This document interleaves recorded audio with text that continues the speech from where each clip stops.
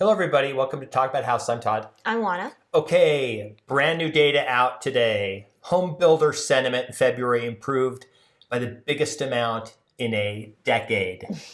Juana, tell them how many years is a decade? 10. 10 years. 10 years. Okay. So that's a lot.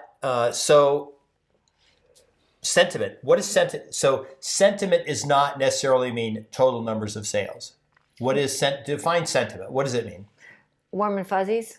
Okay, they're gathering data to guess what's going to happen. Right. Why do they care? Like, why are they trying to guess what's going to happen 6 months from now?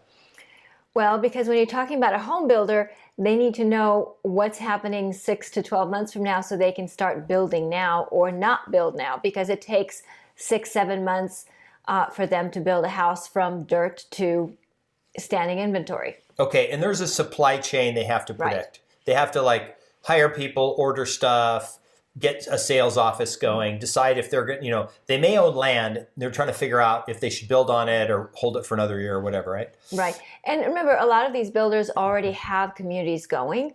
So it's a matter of, how much will they build in that community? Will they build X number of homes or will they build Y number of homes?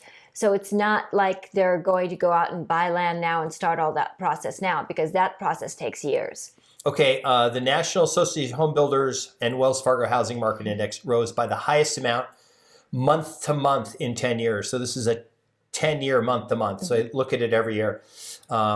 And the other quote was, America's home builders are becoming more bullish about the housing market. We have some actual data in here that we're gonna go through, some specific data. Okay. So what's interesting to me is that the home builders are getting to be more bullish about the market, and bless their hearts, they're generally late to the party. So when they're getting bullish about the market, that tells me that the market is pretty well on its way.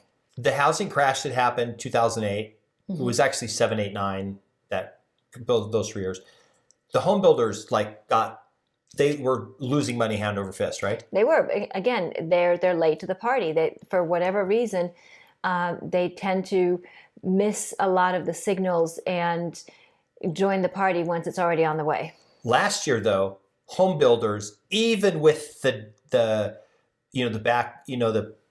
were building houses that people weren't buying, they still all were profitable. Like, all home builders were profitable last year. They were. And the thing that I want to point out, again, supporting my theory that home builders are kind of slow to catch on, is last year in February, they thought this was going to go on forever, even though interest rates were already starting to go up. Right. So they didn't really see it that clearly at that point. So that's why I'm saying that this time around, when they're thinking that things are improving, I think that things started improving about 4 weeks ago, 6 weeks ago, and they're just now catching up. Home builder confidence in the market for newly built single-family homes in February rose 7 points to 42, according to the National Association of Home Builders. This is the highest reading since September and the largest monthly gain, so a 7-point increase since 2013. What does the 42 mean? So what's a normal year? So, for them, 50 is like the happy point, right? 50 it's an index. So right. 50 is a normal year. Right. Anything above 50 is they're building more than average. Now, the truth is, though, home builders have been underbuilding for 15 years, right? Right. Why is that? Why have they been underbuilding? Because aren't they the ones partially why we have a housing shortage? Right. And why prices haven't tanked? Because there's no inventory. Right. So they haven't been building as much as we need for the last 15 years because, like you said, they were smited back during the housing crash. So a lot of them went out of business. Those that didn't go out of business had to tighten their belts, and they became much more cautious. Okay. Another quote, builders say affordability is improving as mortgage rates fall back from their highs of last fall and start to settle in a narrow range. The average rate on the popular 30-year fixed mortgage peaked at 7.37%, spent much of January in the low 6% range, and rates have moved up slightly the past 2 weeks to mid 6% range. Do you think people have sort of figured out that interest rates are going to stay where they are? They're probably not going to change a ton. And that's one question. And then the other question is, what about all the people who weren't able to buy last year, do you think they're basically coming out of the woodwork to buy? Because remember, we had more people were not able to buy a house than were able to, like more people wanted to buy a house and than actually bought a house. Right. So a couple things. One, I think buyers will come out of the woodwork, and I think that they are. And certainly the numbers support that. There's a lot of traffic, and when it comes to open houses, when it comes to buyers visiting the new home builders, so that traffic is increasing. So buyers are coming out. I think you're going to see two things. I think you're going to see a good spring season as far as buyers buying, but I think you're also going to see buyers taking their time. They're not going to just go out there and buy the first or second house that they see. They have choices, and they're not in a position where houses are flying off the market. And if they don't find the house that they want, they're in a position where they're saying, you know what, I'm going to wait until I find the right house. Because to your point, interest rates are not going to be particularly volatile for the rest of the year. If anything, there are schools of thought that believe that interest rates may actually go down in the third or fourth quarter. Okay. So I think buyers are saying, hey, if I find the right house, I'm going to go ahead and buy it. But if I don't, I'm good. I'll just wait until I find the right house, and maybe it'll coincide with a lower interest rate. Of the NAHB index, it's three components. Mm-hmm. First one is current sales conditions. It rose 6 points to 46. So current sales conditions are basically back to normal sales conditions. Mm-hmm. Sales expectations for the next 6 months increased 11 points. That's a huge increase, mm-hmm. to 48. So they're expecting sales for the next 6 months to go back to a normal home buying. But see, the thing is that sales haven't necessarily declined so much because buyers aren't willing to buy. Buyers are willing to buy, and they were even willing to pay the 7% interest rate. That really wasn't the biggest issue. The biggest issue was inventory. Okay. Their thing was, if I'm going to pay 7% interest, I want the house I want. So if they're not finding that house, then they're going to wait.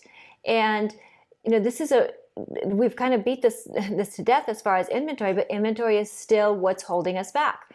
If inventory comes back, buyers are more than willing to absorb that inventory because they want what they want. Okay. How does this is actually a different thing from the resale market. Mm-hmm. There's this, people are still talking, so we went from the shadow inventory, mm-hmm. to the millions of foreclosures, mm-hmm. that never existed. There's no millions of foreclosures. Mm-hmm. They're not there, right? To now it's the new home builders are dumping these, we did the numbers. Somebody tried to say that there's 4,000 houses in Las Vegas ready to flood the market. And the home builders are just going to dump 4,000 houses into the MLS. Well, they don't have them. There's not that many. No. KB Homes, the largest home builder nationally, has 40 unbuilt homes, 40 homes that haven't sold in Las Vegas. Right. And that's not. So let's kind of back into that. We've already kind of talked about this, that KB Homes sells 10 or 11,000 homes nationally. The whole country. They don't have 4,000 homes in Las Vegas that they're dumping into the market. They simply would not have those homes to sell here. And we don't even have the land right now available for them to build on, because remember, that's still going, the subdivision up in the Northwest, that's still up for grabs as far as whether or not that's going to get approved and whether the land's going to get sold to the builders and all that. So that's not even anywhere near a point where builders are going to even start to consider building. And we need those houses for the estimated 60,000 people that will move here in the next 12 months. Right. 60,000 people. That's net. Yeah, that's net. That will increase by 60,000. So right. 20,000 may leave, 80,000 right. will come here. But right. it's increased of the last 4 years every year by 60 to 80,000. Mm-hmm. It's not estimated that's going to, right. The estimates that will increase population by a couple percent, 2%. Right. So, remember, there are a lot of reasons why people come to Vegas, but one of them is, of course, that we're right next door to California. So when California enacts or threatens to enact laws that people find unpalatable, then they look around, and then their closest neighbor is us. Wealth tax. Yeah. You're talking about the wealth tax. What is the wealth tax? Just tell them what this is real quick. We'll just stick this on to the end of this video. Okay. So real quick, they're talking about a wealth tax. So they're talking about looking back 5 years. So if you leave California today, and California enacts this law in the next 3 years, they're still going to look back and they're still going to try to grab money from you.